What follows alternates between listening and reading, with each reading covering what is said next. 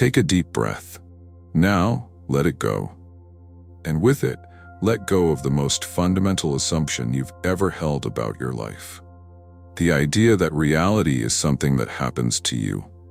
For your entire existence, you have been taught to believe that you are a character on a pre-written stage, a small ship navigating a vast, indifferent ocean. You have learned to react, to adapt, to brace for impact against the waves of circumstance that crash against your hull. But what if this entire perception is a grand illusion? What if the ocean is not separate from you, but is, in fact, a perfect liquid mirror of your own consciousness? This is not just a poetic sentiment. It is the radical and liberating truth that whispers from the edge of modern understanding. A truth that asks you to stop navigating the storm and realize you are the weather. The world you see, the job you have, the relationships you nurture, the health of your body, the balance in your bank account, is not a random collection of external events. It is a feedback loop.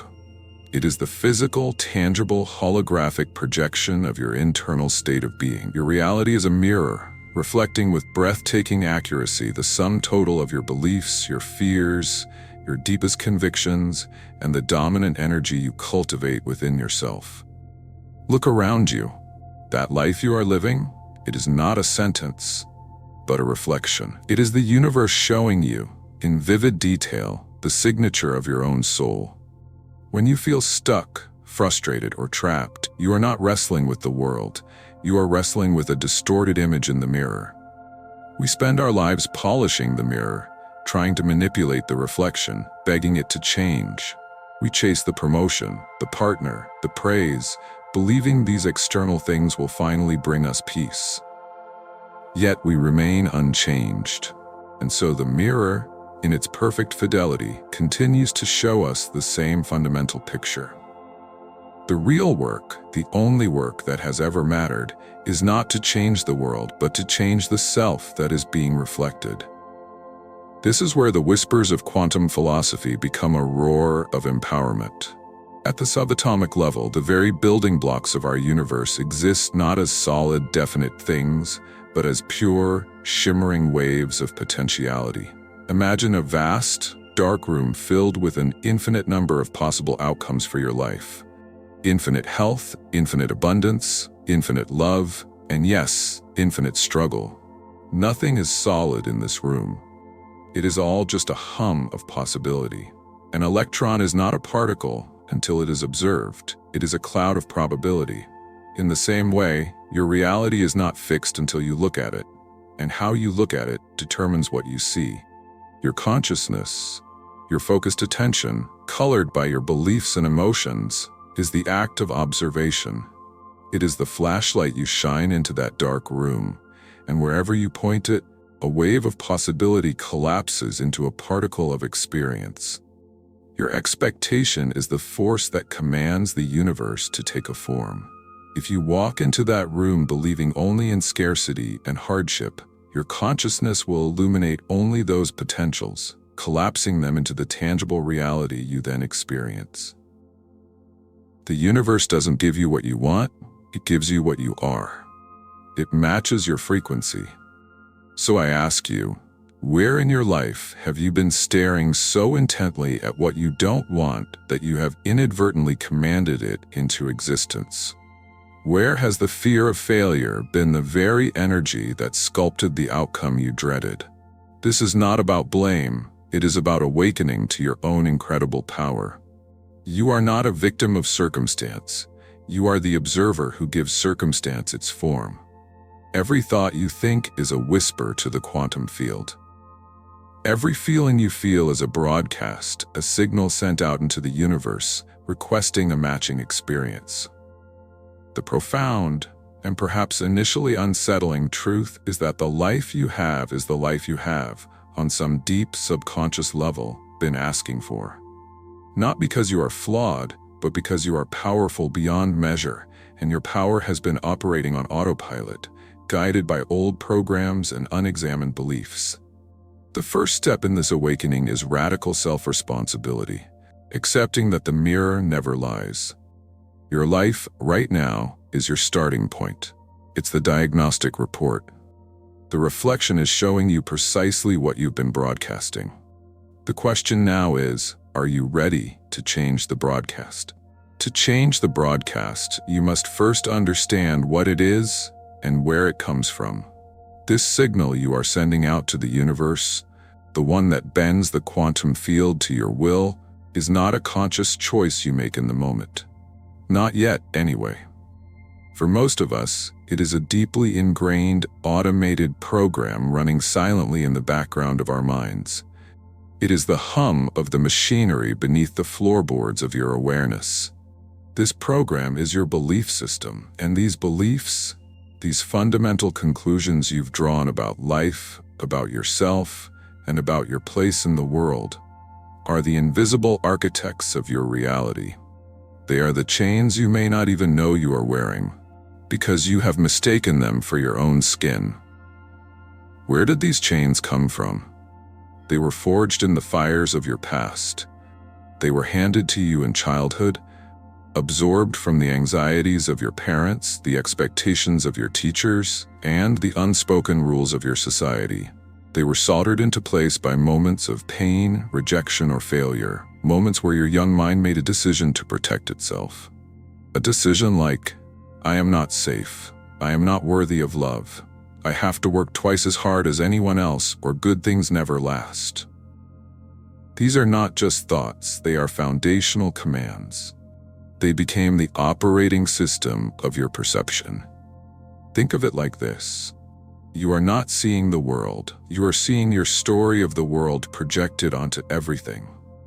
Your beliefs act as a powerful filter, coloring every piece of data that enters your awareness.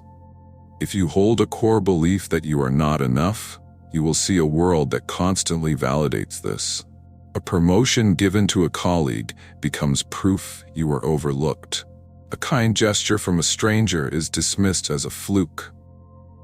A challenging project feels not like an opportunity to grow, but a stage set for your inevitable failure.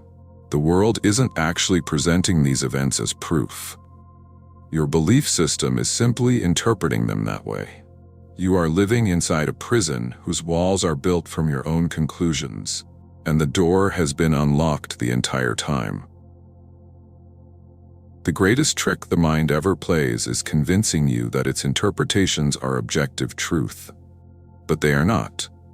They are just one version of the story, one possible meaning out of an infinite number. So I invite you to become a detective of your own life. Look at the recurring patterns.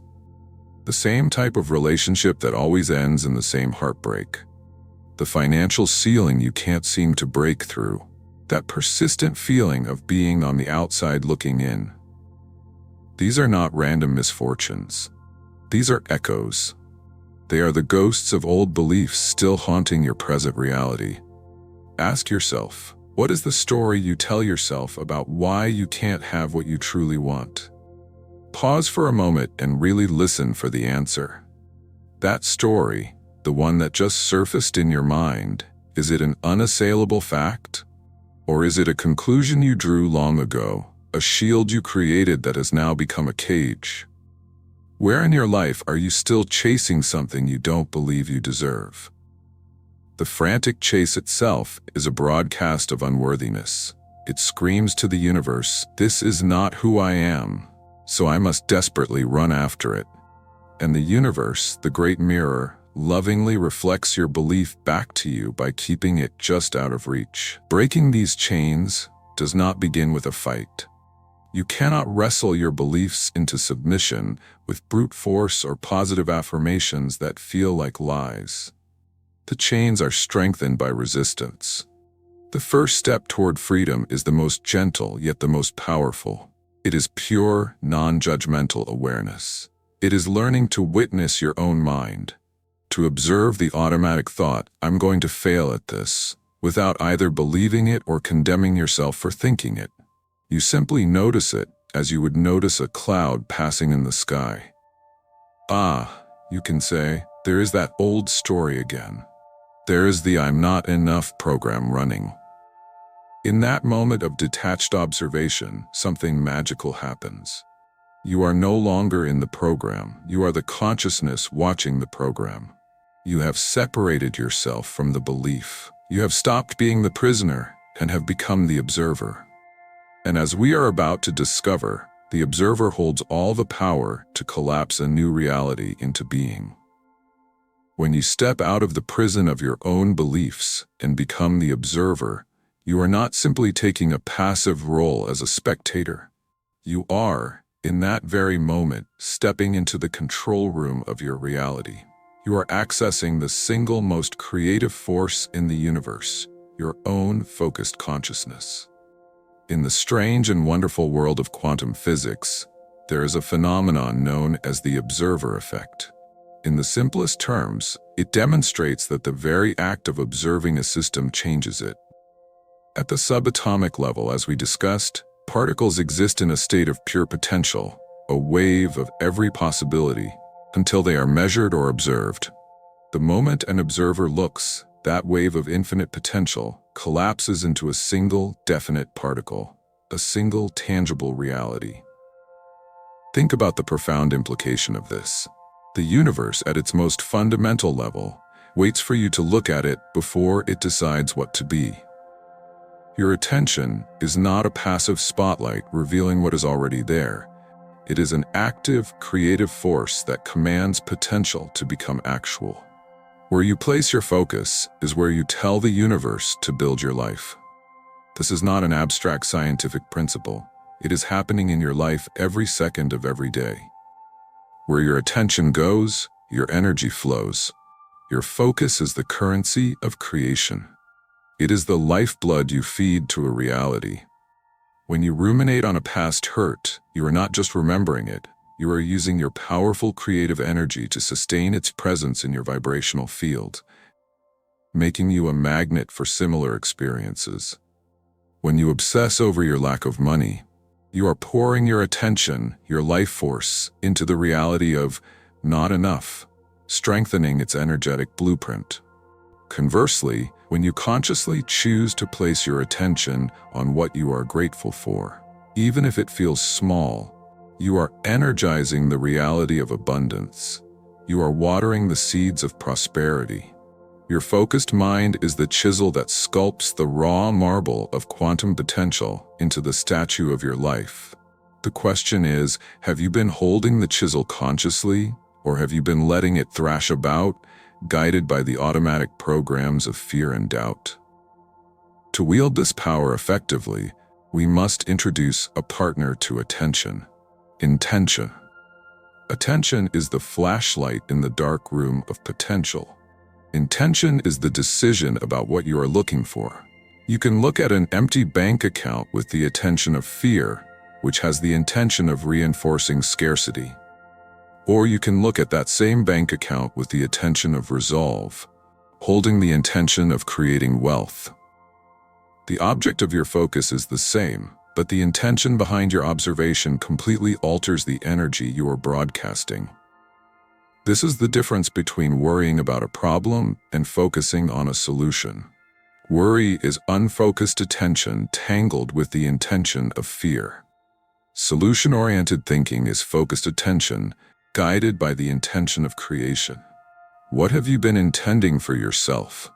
Not what you wish for, but what does the quality of your daily focus reveal as your true underlying intention? If your attention is your most sacred currency, where have you been investing it? Imagine your mind is a lush, fertile garden. The quantum field constantly blows seeds into this garden, seeds of doubt, seeds of joy, seeds of failure, seeds of brilliant success. You cannot stop the wind from blowing. You cannot stop the seeds of negativity from landing in the soil of your mind. To try and police every thought is exhausting and futile. But you, as the conscious gardener, have absolute power over what you choose to water. Your attention is the water. Your intention is the sunlight. When a thought of "I can't do this" sprouts, you can choose to pour all your attention onto it, watering it, giving it sunlight, allowing its roots to grow deep until it becomes a giant thorny bush that chokes out everything else. Or you can acknowledge its presence. A weed? and consciously turn your watering can and your sunlight toward a different seed. The seed of, what if I could? The seed of, I will try. You do not need to fight the weeds. You simply need to cultivate your flowers. Over time, what you nurture is what will dominate the landscape of your mind, and therefore, the landscape of your life. You are not a victim of your thoughts. You are the gardener. The power has been in your hands all along. The question is, are you ready to start consciously tending to your garden? So, you have become the gardener, consciously choosing which seeds to water with your attention and intention. This is the foundational act of reclaiming your power. But now it is time to learn how to enrich the soil, how to add a potent fertilizer that accelerates growth beyond your wildest imagination. This fertilizer is your emotion. If a thought is the architectural blueprint for a possible reality, then emotion is the energetic current that brings the blueprint to life. A thought alone is a faint whisper to the universe, but a thought charged with the raw power of feeling becomes a magnetic roar. It is the difference between a simple map and a gravitational pull. The universe is not a cognitive entity. It does not respond to your words or pictures. It is an energetic entity, and it responds to the language it understands best: frequency, vibration, feeling. This is the missing piece of the puzzle for so many who try to think positive and see no change. They are drawing blueprints and leaving them on the table, never sending the power to the construction site. Think of your emotional state as the dial on a cosmic radio. The entire spectrum of reality is being broadcast simultaneously, right now. The frequency of joy, abundance, and perfect health is playing on one station. The frequency of sorrow, lack, and struggle is playing on another. They are all available. For most of your life, your hand has been unconsciously glued to one station, the one programmed by your old beliefs. You've been listening to the static of fear or the sad songs of scarcity for so long that you've forgotten other stations even exist. You cannot experience the reality of the station broadcasting at 101.5 FM if your dial is stubbornly tuned to 88.7 AM. You will never hear the music of joy while listening to the news report of despair. The universe cannot deliver to you an experience of abundance when your entire being is vibrating at the frequency of lack. Your job is not to beg the radio station to change its song. Your job is to change your own frequency. You must tune yourself to the reality you wish to experience. This leads us to the great reversal, the single most pivotal shift in understanding you must make to become a conscious creator. We have been taught to live by this model. When I get the external thing, the money, the relationship, the success, then I will feel the internal feeling, happy, secure, loved. We are chasing the feeling, believing it is a prize awarded for external achievement. The quantum law of reality is the exact opposite.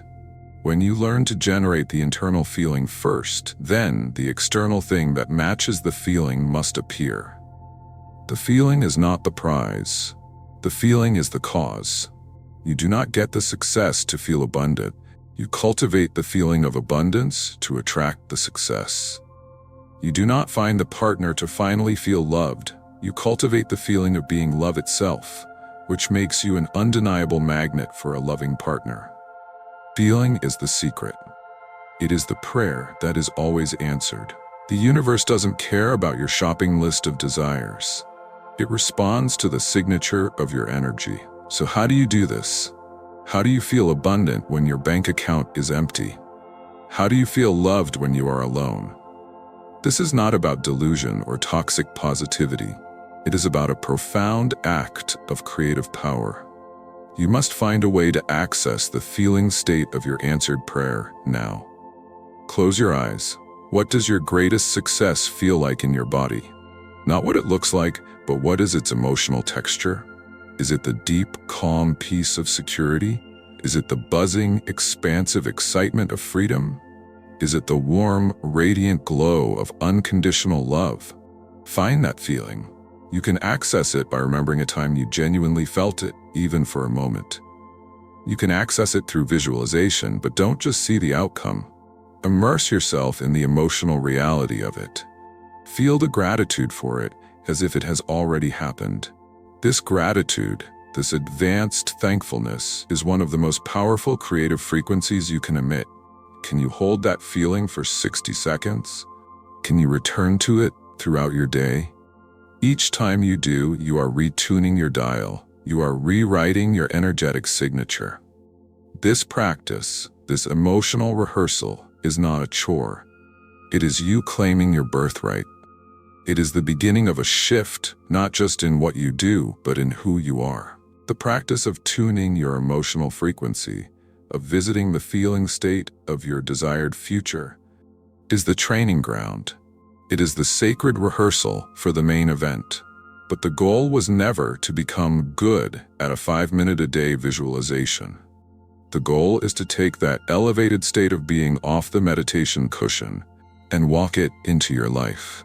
The ultimate stage of this quantum awakening is the profound shift from doing to being. You are not a person who is trying to manifest abundance. You are embodying the state of abundance itself. You are not practicing the feeling of love. You are becoming a walking, breathing vessel of love. This is the point where the techniques fall away, because the practice has been fully integrated into your identity. It is no longer a task on your to-do list, but the very essence of who you have chosen to become. You stop chasing the reality you desire and realize, on the deepest level, that the reality you desire is an inevitable reflection of the person you now are. The mirror must conform. The universe must respond. It is law. Embrace your new role. You are the architect of your universe. An architect does not simply wish for a beautiful building to appear. They are the origin point, the creative source from which the structure is born. They hold the grand vision in their mind, crystal clear and unwavering. That is your focused intention. They then translate that vision into a detailed blueprint, specifying every element with precision. Those are your clarified thoughts and beliefs. They visit the construction site, directing the workers, focusing energy where it is needed, and ensuring the work aligns with the plan. That is your conscious attention, the gardener tending to the seeds. And through it all, they are driven by a passion, a love for the creation that is taking form, an unshakable emotional connection to the finished masterpiece. That is your elevated emotion, the fuel that makes it all happen. You see, the architect is not separate from the process. They are woven into every stage of it.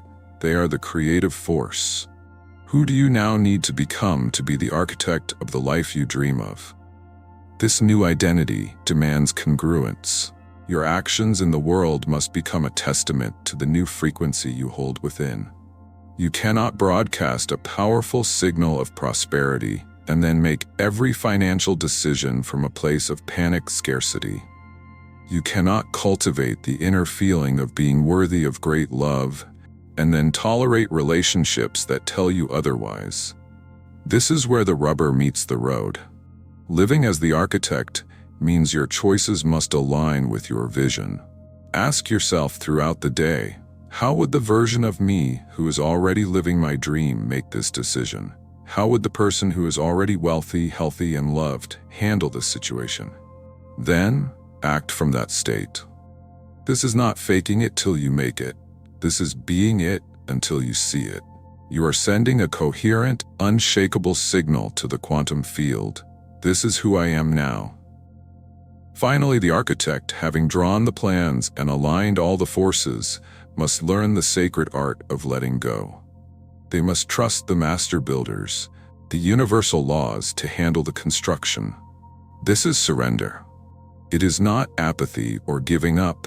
It is the highest form of faith. Once you have done the inner work of aligning your being, your frequency, your identity, you must release your desperate, anxious grip on the how and the when. To constantly dig up the seed to see if it's growing is to kill it. Your obsession with the mechanics of delivery comes from the old energy of doubt. It signals to the universe that you don't really believe it's coming. True creation is a co-creation. You align your energy, and you allow the infinite intelligence of the quantum field to orchestrate the synchronicities, the opportunities, and the pathways. You have placed your order. You must now trust that it is on its way. You are the architect, the visionary. Stand in the power of that knowing and watch as the universe rearranges itself around you. Your masterpiece awaits. You have journeyed from the initial, stunning realization that your world is but a mirror, to uncovering the invisible beliefs that have shaped your reflection. You have learned to wield your attention as the creative force it is, and to fuel your creations with the potent energy of elevated emotion. The final, transformative step is to cease seeing this as a practice and begin living it as your identity. You are not a victim of a world that happens to you. You are the architect of your reality, the observer who collapses potential into experience, the gardener of your own magnificent life. This power has not been given to you. It is being awakened within you. It has been your birthright all along. Walk forward from this moment not in hope, but in knowing. Know that you are the creator, and your life is your masterpiece, waiting for your conscious design. We would love to hear about your journey. What was your biggest realization while reading this? What is one change you are committed to making to start living as the architect of your universe? Share your story in the comments below, as your experience may be the spark of awakening for someone else. For more deep dives into reprogramming your reality and unlocking your innate power, be sure to subscribe and join our community of conscious creators.